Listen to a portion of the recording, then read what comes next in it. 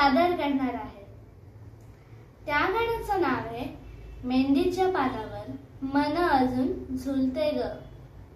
हे गाणं लता मंगेशकर यांनी गायलं आहे। एक छोटासा प्रयत्न म्हणून आज मी सादर करणार आहे, तर चला आपण सुरू करूया।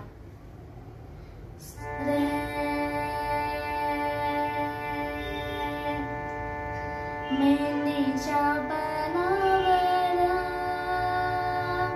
मन अजून